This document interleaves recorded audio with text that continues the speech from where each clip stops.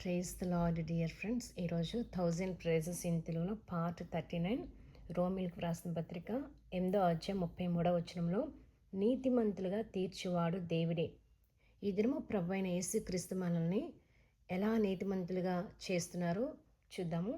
రోమిలు వ్రాసిన పత్రిక 3వ అధ్యాయం 24వ వచనంలో కాబట్టి నమ్మువారు ఆయన కృపచేతిని క్రీస్తు యేసునందుల విమోచనం ద్వారా ఉచితముగా నీతిమంతులుగా తీర్చబడుతున్నారు. ఈ వాక్య ప్రకారంగా నేను దేవుని ఎలా స్తుతించారంటే, యేసయ్య ఈ ఉదయకాల సమయంలో మీ కృపను గురించి నేను ధ్యానం చేస్తూ ఉండగా మీకు కృప ద్వారా ఉచితంగా మీరు మమ్మల్ని నీతిమంతులుగా చేస్తున్నందుకు మీకు నా యొక్క హృదయపూర్వకంగా వందనాలని చెప్పి నేను దేవుని ఎంతగానో గనపరుస్తున్నాను. నెక్స్ట్ రోమిలకు వ్రాసిన పత్రిక 5వ అధ్యాయం 19వ వచనంలో ఏలయనగా ఒక మనిషిని అవిధేయత వలన అనేకులు పాపులుగా ఎలాగూ చేయబడరు, అలాగే ఒకని విధేయత వలన అనేకులు నీతిమంతులుగా చేయబడరు.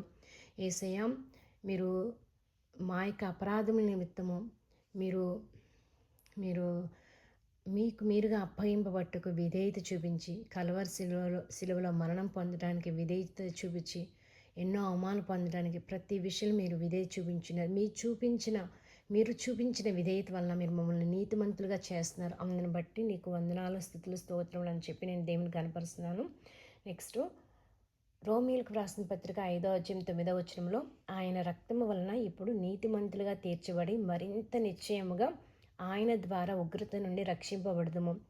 నెక్స్ట్ రోమీలకు వ్రాసిన పత్రిక 5వ అధ్యాయం 1వ వచనంలో విశ్వాస మూలముగా మనము నీతిమంతులుగా తీర్చబడి మన ప్రభువైన యేసుక్రీస్తు ద్వారా దేవునితో సమాధానము కలిగి ఉందుము.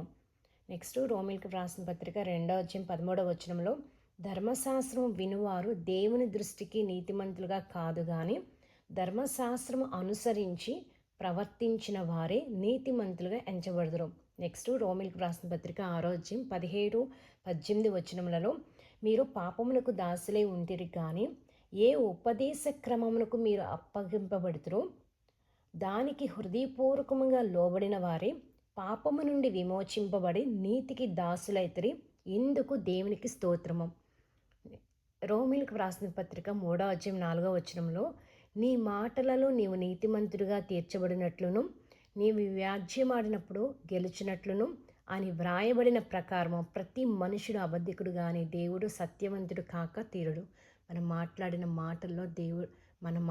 మాటలను బట్టి దేవుడు మనల్ని నీతిమంతులుగా చేస్తున్నారని వాక్య భాగము. ప్రభు అయిన యేసుక్రీస్తునికే సమస్త మహిమ, ఘనత, ప్రభావం కలుగును గాక. క్రీస్తునందు మీ ప్రియ సహోదరి జయశీల ఎర్రపోతు.